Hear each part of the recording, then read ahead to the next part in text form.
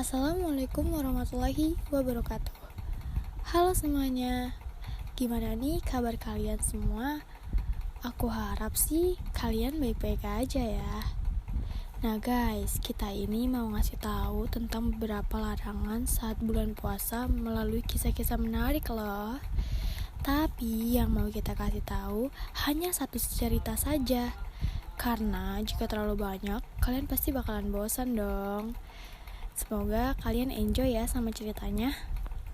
Yuk didengarkan. Pada suatu hari di bulan Ramadan, ada seorang anak laki-laki yang rumahnya sangat dekat dari sekolah. Namun, karena alasan tersebut, ia suka sekali bermalas-malasan dan membuang-buang waktu ketika ingin berangkat sekolah. Suatu ketika, setelah melaksanakan sahur dan sholat subuh, ia malah bermain handphone dan terus menunda ketika sang ibu menyuruhnya untuk siap-siap ke sekolah. Dan ternyata benar saja, anak laki-laki ini akhirnya terlambat ke sekolah. Ketika ditanya oleh guru piket alasan mengapa ia terlambat datang, anak itu menjawab bahwa rumahnya lumayan jauh sehingga membuat dia terlambat. Namun, alasan tidak menyelamatkannya dari hukuman yang diberikan oleh guru piket. Setelah menerima hukuman dan surat terlambat, ia lekas pergi ke kelasnya dan memberikan surat itu pada guru yang sedang mengajar. Setelah menerima hukuman, anak laki-laki ini menjadi lebih sensitif dan mudah marah. Saat itu sedang diadakan kerja kelompok dan di dalam kelompok, anak ini terjadi perbedaan pendapat yang membuat kelompok tersebut terpecah menjadi dua bagian. Mereka bertengkar, saling menghina, dan merendahkan pendapat yang berbeda dan hanya mau menang sendiri.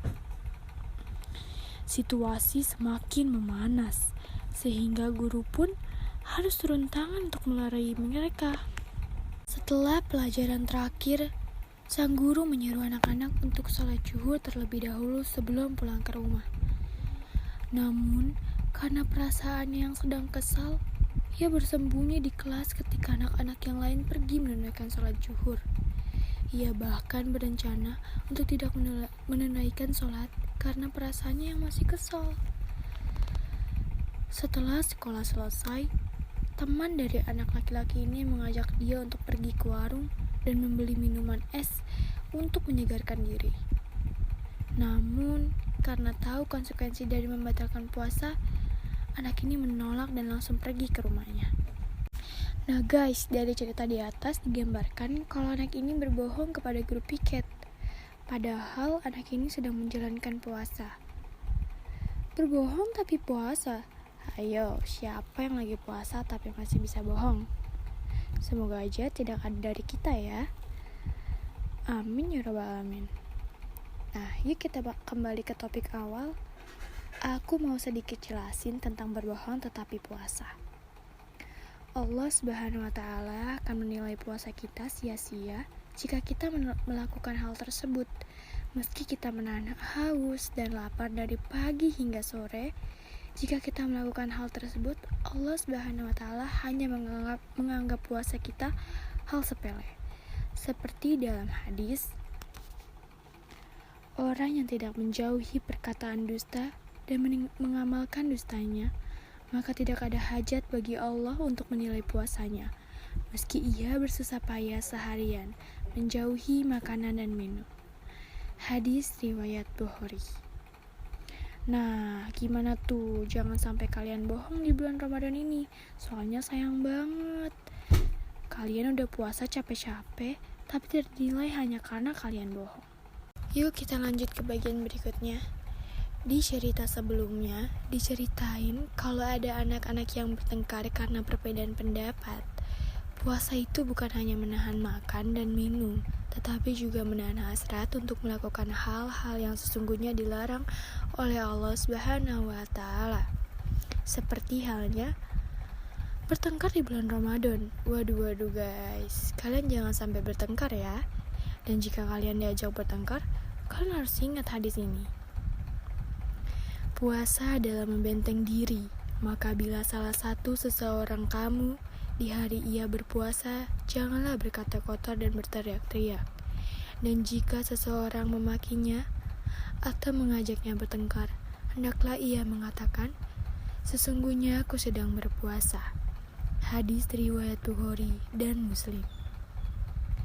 Nah, jadi bagi kalian yang diajak bertengkar, jangan diladenin. Ingat lagi puasa dan tahan diri, coba untuk tidak mengeluarkan kata-kata kasar ya. Dalam cerita di atas, ada bagian di mana tokoh utama diajak untuk budi oleh temannya. Iya, budi.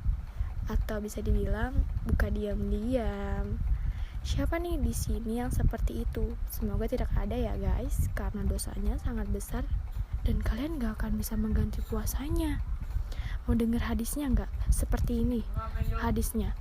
Barang siapa berbuka suatu hari pada bulan Ramadan, bukan karena sakit atau rushas, maka ia tidak akan dapat menggantikan meskipun puasa setahun penuh. Hadis riwayat Ahmad. Ayo lo, jangan ya guys. Hanya karena kita tidak bisa menahan nafsu, hukumannya berat sekali. Yang terakhir, dalam cerita di atas, anak yang sedang puasa tetapi malah meninggalkan sholat. Bahaya banget loh guys, jika sampai kalian berbuat begitu. Tanpa puasa saja meninggalkan sholat sudah dihitung dosa besar, apalagi kalian sedang berpuasa. Seperti dalam hadis, ada dua kondisi orang yang meninggalkan sholat. Meninggalkan sholat karena mengingkari kewajibannya, dan meninggalkan sholat karena malas. Orang yang masuk dalam kategori pertama, maka ia dihukum murtad. Sementara orang yang meninggalkannya karena malas hingga waktunya habis, maka ia masih dikatakan muslim. Nah guys, jangan sampai kejadian ke kalian, dikarenakan amalan yang pertama kali dihisab adalah sholat. Jangan sekali-kali kalian meninggalkan sholat, apalagi saat puasa. Bisa jadi puasa kalian tidak akan diterima oleh Allah Subhanahu wa Ta'ala. Nauzubillah. Oke guys, gak kerasa ya, udah lama banget saya ngomong dan kalian mendengarkan. Dari hal-hal ini, kalian dapat menyimpulkan bahwa puasa bukan hanya menahan makan dan minum, tetapi menahan hasrat, menahan diri dan lain-lain. Kita semua pasti berharap puasa kita diterima, makanya jauhkan diri dari larangan Allah Subhanahu wa Ta'ala dan dekati apa yang disuruh oleh Allah Subhanahu wa Ta'ala.